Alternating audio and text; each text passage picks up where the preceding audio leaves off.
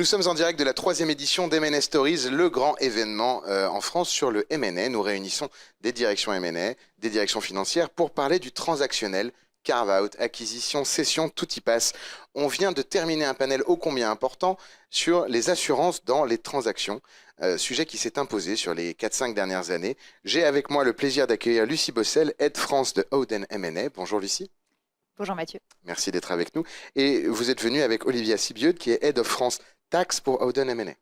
Absolument. Bonjour Mathieu. Merci à toutes les deux. On reviendra dans un instant sur Howden. On a le plaisir d'accueillir avec nous un donneur d'ordre, Antoine Letouzet, directeur M&A et Tax au sein de ICAD. Bonjour Mathieu, bonjour à tous. Merci beaucoup. Alors, je le disais en introduction, la garantie de passif, l'assurance M&A s'est imposée. Aujourd'hui, on en retrouve dans quasiment toutes les opérations, petites, moyennes, grandes. En tout cas, ça s'est bien développé. Est-ce qu'on peut faire le point peut-être en introduction sur ce que vous venez de dire sur scène? Quelles sont les tendances en 2025? Ça s'est arrêté? Ça s'est développé, que ce soit sur l'assurance ou sur la partie fiscale que porte Olivia?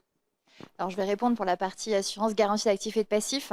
Donc, sur la partie transactionnelle, on peut parler d'un développement. C'est vrai que la pratique a commencé par les fonds de private equity. Et là, en fait, on se développe de plus en plus. Les corporates s'y mettent. Donc, on est plutôt clairement sur une croissance de l'usage de ce produit en France. Et donc, en 2 mots, l'assurance Gap, on vient assurer le fait que ce qui a été vendu était bien dans l'état dans lequel on pense l'avoir acheté.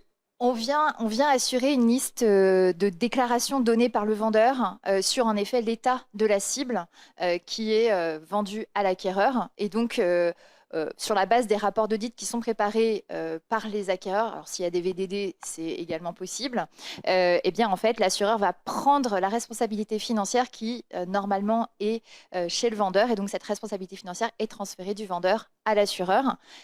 Et donc, je disais qu'il fallait des déclarations du vendeur, mais donc, vous me demandiez quelles sont les tendances de 2025. Une des tendances, c'est qu'en fait, désormais, on n'a même plus besoin de déclaration du vendeur pour pouvoir mettre en place une assurance gap, mais je laisse ce petit teaser pour plus tard. Merci, on reviendra dessus.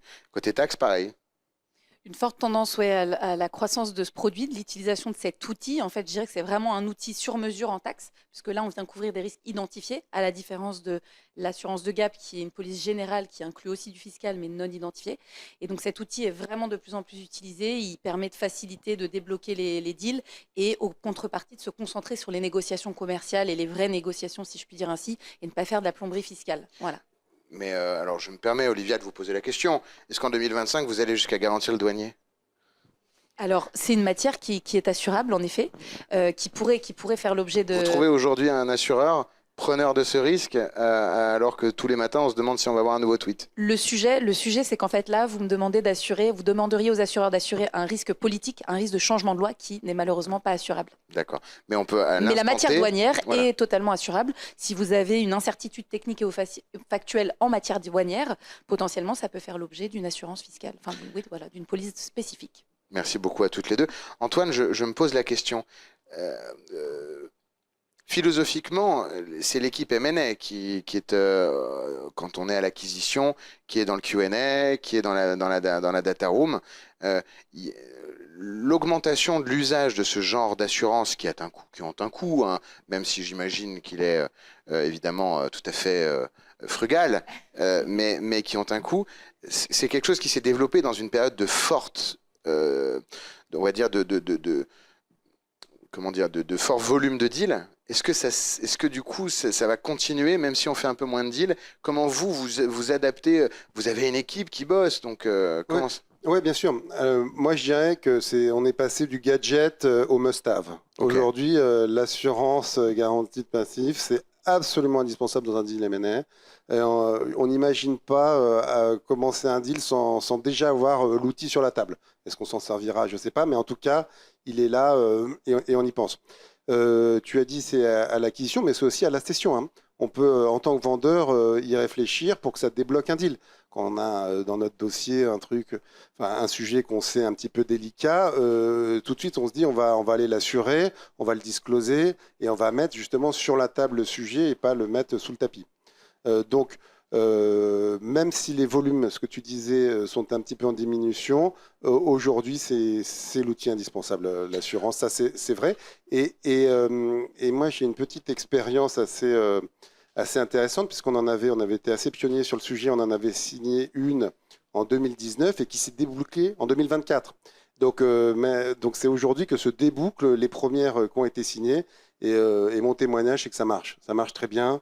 Les assureurs se cachent pas derrière le petit astérix qu'on n'a pas vu, ils payent, et c'est un outil qui marche très bien. Et sans rentrer dans le détail, pour que les gens qui nous écoutent, parce que la gap, ça peut être parfois aride, hein, si on a des directions générales qui nous écoutent, c'était sur quoi comme enjeu? C'était l'acquisition d'un très gros actif français, plusieurs vendeurs.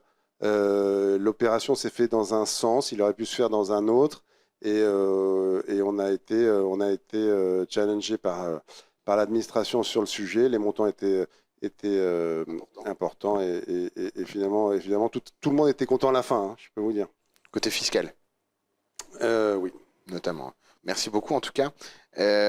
Côté deal flow, on en parlait. Comment vous ressentez les choses sur l'activation de ces clauses, ou en tout cas l'onboarding de ces clauses dans les deals, en small, en mid, en large? C'est un truc qui est encore là, parce que ça a un coût. Est-ce que c'est l'apanage des très gros deals? Est-ce que dans le mid, c'est déjà conquis? Est-ce que dans le small, vu qu'on est avec des boîtes moins sophistiquées, ben, il faut d'autant plus les assurer, mais en même temps, les objets sont plus petits, donc est-ce que ça vaut le coup? On en est où? Small, mid, large, qui utilise la gap, l'assurance gap ou l'assurance taxe? Alors, je vais encore une fois répondre pour l'assurance gap. À partir du moment où il y a des disclosures de la part du vendeur qui sont réalisés et des rapports d'audit qui sont réalisés par les acquéreurs sur ces disclosures, toute transaction est assurable, aussi petite soit-elle. Il faut se dire que le coût minimum d'une assurance, c'est de 100 000 euros. 100 000 euros, généralement à partager entre vendeurs et acquéreurs, parce qu'une des questions que l'on a, c'est qui paie la prime. Eh bien, en fait, historiquement, c'est vrai que c'était plutôt les acquéreurs qui, on va dire, étaient forcés à payer cette prime en entier. Désormais, ce qu'on constate, c'est que c'est plutôt moitié-moitié entre vendeurs et acquéreurs. Et donc ça a un impact aussi sur qui prend l'initiative. Donc vous avez 2 fois plus de clients. Eh bien, peut-être. De fait, c'est bien. Non, mais c'est vrai que désormais, les vendeurs sont à l'initiative du processus, donc c'est-à-dire vont aller chercher des devis d'assurance.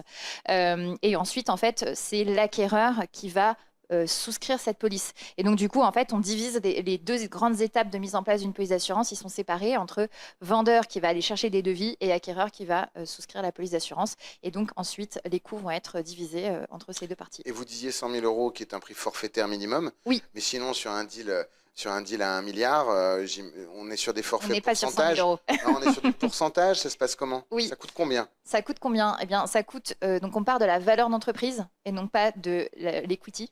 Donc, en ce moment, on a beaucoup de dossiers avec beaucoup de dettes. Donc, on prend en compte on prend la VE avant dette. On prend la VE avec l'equity et la dette nette. Sur ce montant, on applique un pourcentage compris, on va dire de manière assez standard, entre 10 et 30%. Alors sur les très gros dossiers, on va être plutôt autour de 10%. Sur les dossiers mid-cap, on va être autour de 20%. Et donc sur ce montant assuré, on va venir appliquer un pourcentage. Et en France, pour assurer un dossier opérationnel, c'est-à-dire avec des employés, on va être autour de 1%. Pour du pur immobilier sans employés, on va être autour de 0,6%. Il faut savoir que moi, quand j'ai commencé il y a 8 ans, on était autour de 2%. Donc voilà, on a divisé le coût d'une assurance gap par 2, voire par 3 pour certains dossiers. Même chose en fiscal?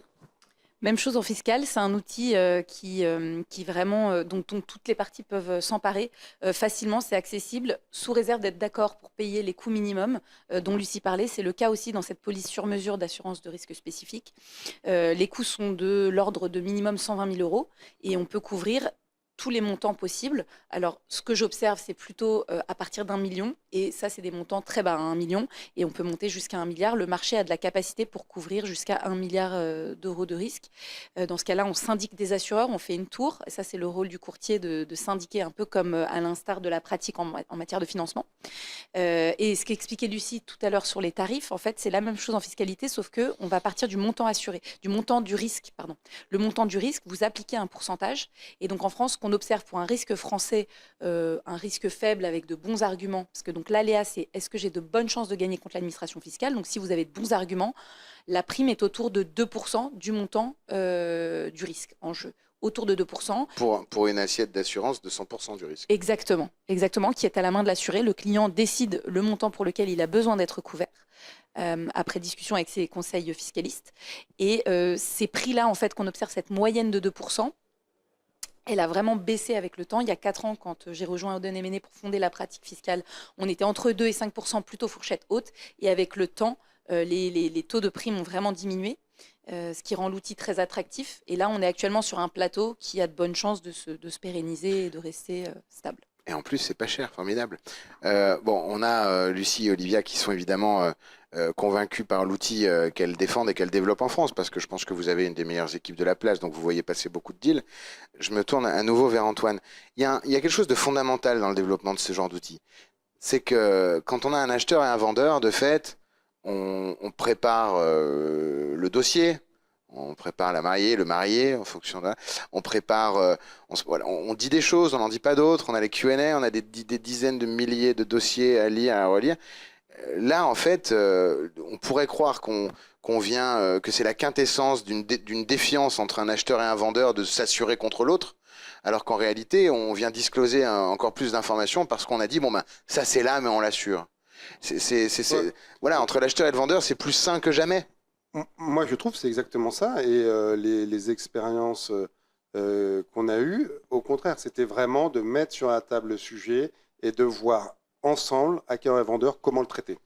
Et le meilleur traitement, c'est l'assurance, c'est de passer par l'assurance. Parce que vous avez affaire à des pros, justement, de l'assurance, c'est le cas de le dire. Alors que, j'allais dire, le M&A à l'ancienne, avec les gaps, les SPA et les gaps qui font 40 pages, vous les réouvrez 3 ans après, vous ne savez plus ce que ça veut dire, on a du mal à l'enclencher. Alors que là, par définition, on peut l'enclencher avec des professionnels. Et d'ailleurs, les brokers ont des équipes spécialisées sur la mise en place, enfin la mise en exécution, la mise en œuvre, pardon, des assurances, et c'est très très fluide. Pour revenir à la question initiale et la philosophie, et c'est justement, je trouve, ça détend l'atmosphère dans les phases de due diligence, puisque on a un sujet et on le traite, alors que j'allais dire avant, on a un sujet et on le planque. Donc c'est vraiment ça qui a changé, et je reviens sur le fait que c'est vraiment, c'est plus un nice to have, c'est un must have. Écoutez, c'est une formidable conclusion. Merci infiniment Antoine Letouzé, merci Lucie Bossel et merci Olivia Sibiud pour d'être venu aujourd'hui, d'avoir partagé votre point de vue par rapport à ce sujet ô combien important.